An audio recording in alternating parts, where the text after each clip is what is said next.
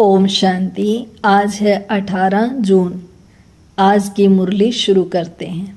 शिव बाबा ने कहा, मीठे बच्चे, अति इंद्रिय सुख का अनुभव करने के लिए सदा इसी स्मृति में रहो कि हम किसके बच्चे हैं। अगर बाप को भूले तो सुख गुम हो जाएगा। मीठे बच्चे, अति इंद्रिय सुख का अनुभव करने के लिए सदा इसी स्मृति में रहो कि हम किसके बच्चे हैं। अगर बाप को भूले तो सुख गुम हो जाएगा। प्रश्न, बाप के मिलने की स्थायी खुशी किन बच्चों को रहती है? बाप के मिलने की स्थायी खुशी किन बच्चों को रहती है? उत्तर, जिन बच्चों ने एक से अपने सर्व संबंध जोड़े हैं, जो एक बाप की याद में रहने की ही मेहनत करते हैं, किसी देहधारी को याद नहीं करते, उन्हें ही स्थायी खुशी रहती है। अगर देहधारी की याद है तो बहुत रोना पड़ेगा। विश्व का मालिक बनने वाले कभी रोते नहीं। गीत है, बचपन के दिन भुला न देना, आज हंसे कल रुला न देना। ओम शांति। बाप कहते हैं, मीठे बच्चों, हम बेहद के बाप के बच्चे हैं, यह भूलो मत। यह भूले तो अपने को रुला देंगे। छी दुनिया से बुद्धि चली जाएगी। बाप की याद रहने से अति इंद्रिय सुख भासता है। वह सुख बाप को भूल जाने से गुम हो जाएगा। हरदम याद रहना चाहिए कि हम बाबा के बच्चे हैं, नहीं तो अपने को रुला देंगे। सब भगवान के बच्चे हैं। सब कहते हैं, हे बाबा, हे परम पिता परमात्मा, रक्षा करो। परंतु बाप से रक्षा कब होती है, यह किसी को भी पता नहीं है। साधु संत आदि कोई भी नहीं जानते कि बाप से हमको मुक्ति, जीवन मुक्ति कब मिलनी है, क्योंकि भगवान को ही कण कण में कह दिया है। अब तुम बच्चे बेहद के बाप को जान गए हो। मोस्ट बिलव्ड बाप है, उससे प्यारी वस्तु और कोई होती नहीं। ऐसे बाप को न जानना बड़ी भारी भूल है। शिव जयंती क्यों मनाते हैं, वह कौन है, यह भी कोई नहीं जानते। बाप कहते हैं, तुम कितने बेसमझ बन गए हो। माया रावण ने तुमको क्या बना दिया है। अभी तुम बच्चे जानते हो, यह हमारी जन्मभूमि है। मैं हर 5000 वर्ष के बाद आता हूँ। वह फिर कह देते 40,000 वर्ष बाद, जब यह कलयुग पूरा होगा तब आएंगे। चित्र भी दिखाया जाता है त्रिमूर्ति का। त्रिमूर्ति मार्ग नाम भी रखा है, परंतु 3 मूर्ति ब्रह्मा विष्णु शंकर को कोई नहीं जानते। ब्रह्मा क्या करके गया, विष्णु और शंकर क्या करते हैं, कहाँ रहते हैं, कुछ भी नहीं जानते। बिल्कुल ही घोर अंधियारे में हैं। बाप है रचयिता, उनकी यह कितनी बड़ी रचना है, कितना बेहद का नाटक है। इसमें बेहद के मनुष्य रहते हैं। आज से 5000 वर्ष पहले जब सतयुग था, भारत में जब इन लक्ष्मी नारायण का राज्य था, तो और कोई राज्य नहीं था। भगवती श्री लक्ष्मी, भगवान श्री नारायण को कहा जाता है। राम सीता को भी भगवान राम, भगवती सीता कहते हैं। अब यह भगवान नारायण, भगवती लक्ष्मी कहाँ से आए, राज्य करके गए हैं, परंतु उनकी जीवन कहानी तो एक भी नहीं जानते। सिर्फ गाते रहते हैं, हे भगवान दुख हरता सुख करता, परंतु यह किसी की बुद्धि में नहीं आता। वह दुख हरता सुख करता कैसे है, कौन सा सुख सबको दिया है और कब सबका दुख हरा, कुछ भी नहीं जानते। तुम बच्चे अभी यहाँ राजयोग सीख रहे हो। भगवती लक्ष्मी भगवान नारायण बनने के लिए जानते हैं, भगवती सीता भगवान राम भी बनने का है। 8 जन्म सतयुग में पूरे करके फिर राम सीता के राज्य में आने वाले हैं। 21 जन्म के लिए बेहद की राजाई तुम यहाँ स्थापन कर रहे हो। तुम भगवती भगवान स्वर्ग के मालिक बन रहे हो। स्वर्ग कोई आसमान में नहीं है, यह भी किसी को पता नहीं है। बिल्कुल ही तुच्छ बुद्धि है। कहते हैं फलाना स्वर्ग पधारा, परंतु समझते कुछ भी नहीं है। अच्छा, क्या क्रिश्चियन बौद्धी सब हेवन में जाएंगे? वह बाद में आकर अपना धर्म स्थापन करते हैं, तो फिर वह स्वर्ग में कैसे आ सकते? स्वर्ग किसको कहा जाता, यह भी उनको पता नहीं है। सन्यासी लोग कहते ज्योति ज्योत समाया, कोई फिर कहते निर्वाण धाम गया। निर्वाण धाम भी तो लोक है ना, वह तो निवास स्थान है। ज्योति ज्योत में लीन होने की बात ही नहीं। ज्योति में मिल जाए तो फिर तो आत्मा ही खत्म हो जाए, खेल ही खत्म हो जाता है। इस ड्रामा से कोई भी आत्मा छूट नहीं सकती, कोई भी मोक्ष को पा नहीं सकते। गीत का अर्थ भी कोई समझते नहीं है, न जीवन मुक्ति का अर्थ समझते हैं, न आत्मा परमात्मा का अर्थ समझते हैं।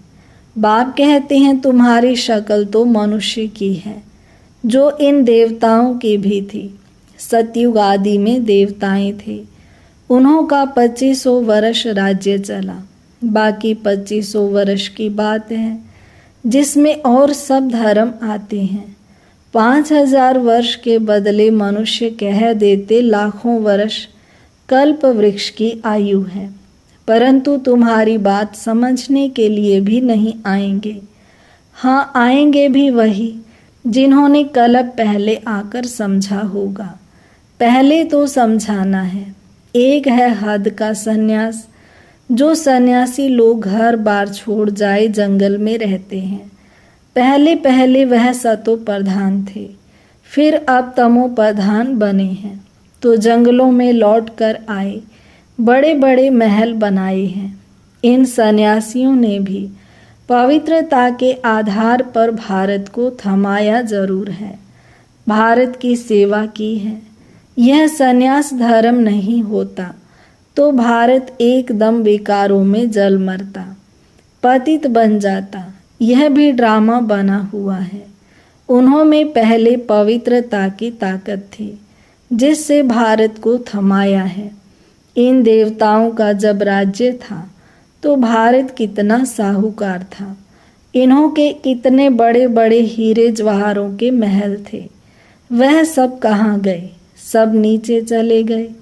लंका और द्वारिका के लिए कहते हैं, समुद्र के नीचे चली गई। अभी तो है नहीं। सोने के महल आदि सब थे ना।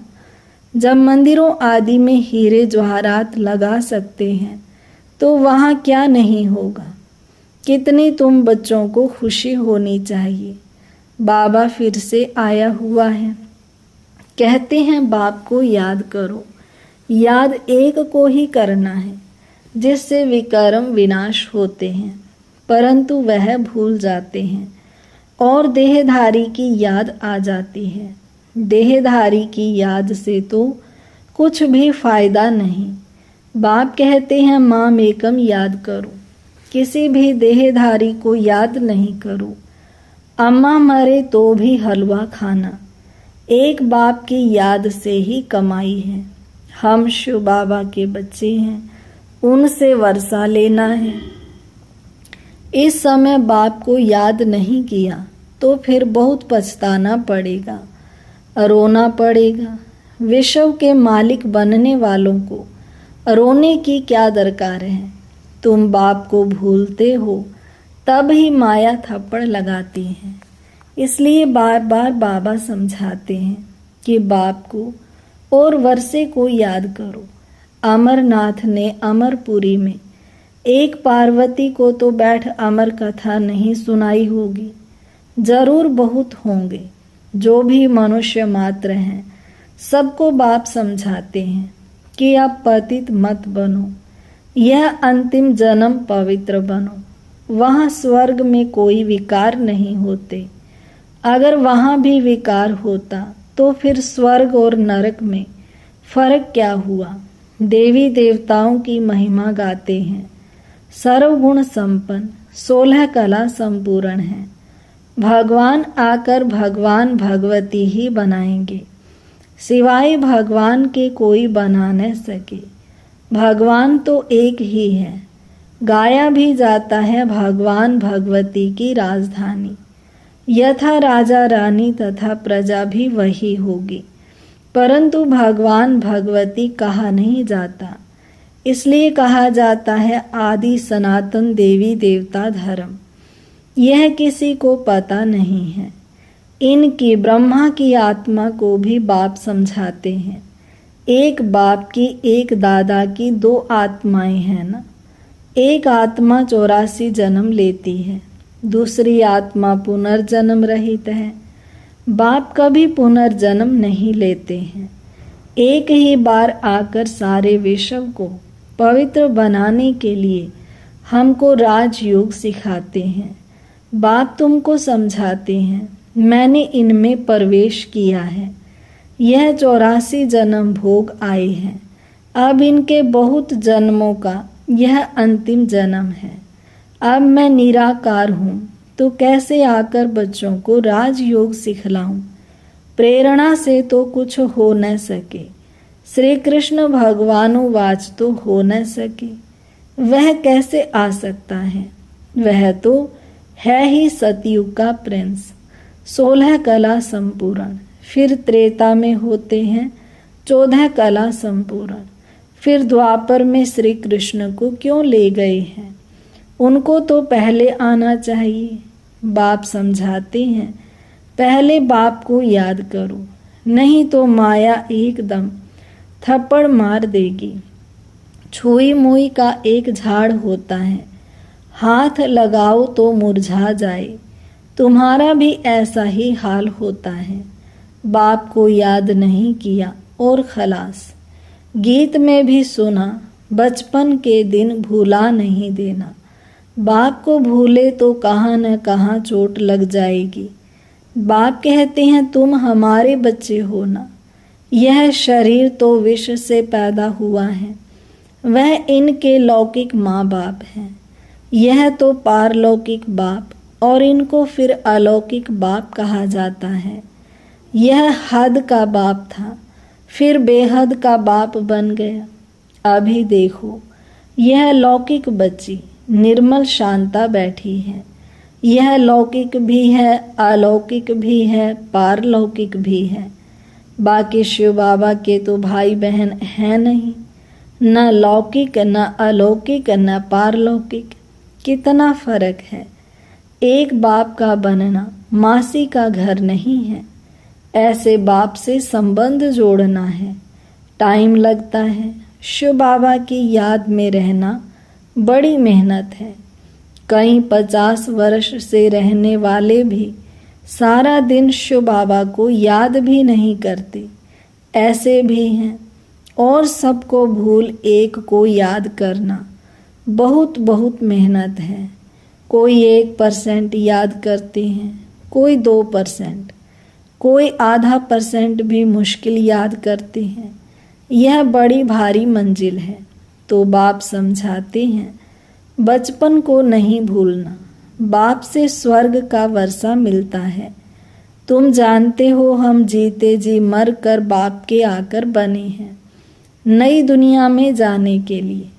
तो तुम्हें स्थायी खुशी रहनी चाहिए। ओहो, हम डबल सिरताज बनेंगे। मनुष्य थोड़े ही जानते हैं कि सतयुग में इन देवताओं को 16 कला संपूर्ण और 14 कला संपूर्ण क्यों कहते हैं। कुछ भी नहीं जानते हैं। यह भक्ति मार्ग के शास्त्र आदि फिर भी बनेंगे। यह हठ योग तीर्थ यात्रा आदि सब फिर भी होंगे, परंतु इससे क्या होगा। क्या हेवन में जाएंगे? नहीं, बहुत रिद्धि सिद्धि से काम करते हैं। रिद्धि सिद्धि वाले बहुत हैं, हजारों मनुष्य उनके पिछाड़ी पड़ते रहते हैं। रिद्धि सिद्धि से बहुत घड़ियां आदि चीजें निकालते हैं। यह थोड़े ही समझते हैं कि यह अल्पकाल के लिए सब है। इसमें बहुत मेहनत करनी पड़ती है। यह रिद्धि सिद्धि आदि सीखने की भी किताब होती है। कितने लाखों मनुष्य उनके पिछाड़ी पड़ते हैं। तुम बच्चे जानते हो हमको बाबा से स्वर्ग का वर्षा मिलता है। इन आँखों से जो कुछ देखते हो वह नहीं रहेगा। बाप समझाते हैं तुम आज शरीरी आए थे, फिर शरीर साथ पारट बजाया। अगर 84 लाख का हिसाब किताब बताएं तो 12 मास लग जाएं, हो ही नहीं सकता। 84 जन्मों का हिसाब किताब बताना तो बिल्कुल सहज है। तुम 84 का चक्कर लगाते रहते हो। सूर्यवंशी हैं तो चंद्रवंशी नहीं। सूर्यवंशी घराना पूरा हुआ, फिर चंद्रवंशी बने, वैश्यवंशी शूद्रवंशी बने। अभी तुम जानते हो हम हैं ब्राह्मण वंशी, फिर देवता वंशी बनना है। इसलिए हम पढ़ाई पढ़ रहे हैं, फिर सीढ़ी उतरते उतरते वैश्य शूद्र वंशी बनेंगे। अभी अपने 84 जन्मों की स्मृति आई है। यह चक्कर भी याद करना पड़े। बाप को याद करने से एवर हेल्दी एवर वेल्दी बनेंगे, पाप कट जाएंगे। चक्कर को जानने से चक्रवर्ती बन जाएंगे। तुम जानते हो यह पुरानी दुनिया कब्रिस्तान बननी है। कुछ भी नहीं रहेगा, खत्म हो जाएगा। राम गयो रावण गयो। राम का कितना छोटा परिवार होगा सतयुग में, अभी रावण का कितना बड़ा परिवार है कलयुग में। बच्चे जानते हैं कि यह राजधानी स्थापन हो रही है। हर बात में पुरुषार्थ फर्स्ट है। बाप पुरुषार्थ कराते हैं, बच्चे मुझे याद करो। जिस बाप से अथाह स्वर्ग की बादशाही मिलती है, क्या उनको याद नहीं करेंगे? बाप स्मृति दिलाते हैं कि तुम स्वर्ग के मालिक थे, अब फिर से पुरुषार्थ कर स्वर्ग के मालिक बन। अच्छा, मीठे मीठे सिक्के लधे बच्चों प्रति माता पिता बाप दादा का याद प्यार और गुड मॉर्निंग। रूहानी बाप की रूहानी बच्चों को नमस्ते। हम रूहानी बच्चों की रूहानी बाप दादा को नमस्ते बाबा, नमस्ते, शुक्रिया बाबा, शुक्रिया। धारणा के लिए मुख्य सार। पहली पॉइंट, कभी भी किसी बात में छुई मुई नहीं बनना है। ईश्वरीय बचपन को भूल मुरझाना नहीं है। इन आँखों से जो कुछ दिखाई देता है उसे देखते भी नहीं देखना है। दूसरी पॉइंट, एक बाप की याद में ही कमाई है, इसलिए देहधारियों को याद कर रोना नहीं है। बाप और वर्षे को याद कर विश्व की बादशाही लेनी है। आज का वरदान, श्रेष्ठ मत के आधार पर मायावी संग दोष से परे रहने वाले शक्ति स्वरूप भाव। श्रेष्ठ मत के आधार पर मायावी संग दोष से परे रहने वाले शक्ति स्वरूप भाव। बच्चों की एक कंप्लेन रहती है कि संबंधी नहीं सुनते, संग अच्छा नहीं है, इस कारण शक्तिशाली नहीं बन सकते। लेकिन श्रेष्ठ मत के आधार पर ज्ञान स्वरूप शक्ति स्वरूप के वरदानी बन अपनी स्थिति को अचल बनाओ। साक्षी होकर हर एक का पारट देखो, अपने सतोगुणी पारट में स्थित रहो। सदा बाप के संग में रहो तो तमोगुणी आत्मा के संग के रंग का प्रभाव पड़ नहीं सकता। स्लोगन, कर्म योगी वह है जो कर्म के कल्प वृक्ष की डाली पर बैठ कर्म करते भी उपराम स्थिति में रहे। कर्म योगी वह है जो कर्म के कल्प वृक्ष की डाली पर बैठ कर्म करते भी उपराम स्थिति में रहें। अव्यक्त इशारा, सदा हर्षित रहने के लिए अपनी नेचर को सरल बनाओ, सहनशील बनो। जैसे कोई की विशेष नेचर होती है, उस नेचर के वश न चाहते भी चलते रहते हैं। कहते हैं चाहती नहीं हूँ, लेकिन मेरी यह नेचर है। ऐसे आप बच्चों की सरल नेचर हो, जो सबको अनुभव हो कि यह सहज योगी स्वतः योगी है। क्या करूं, कैसे योग लगाऊं, यह बात ही खत्म है ही सदा सहयोगी अर्थात योगी। इसी एक बात को नेचर और नेचुरल करने से सभी सब्जेक्ट में परफेक्ट हो जाएंगे। अच्छा, ओम शांति। यह है आज की मुरली। अभी हम लास्ट में 2 मिनट साइलेंस में शिव बाबा की याद में बैठते हैं।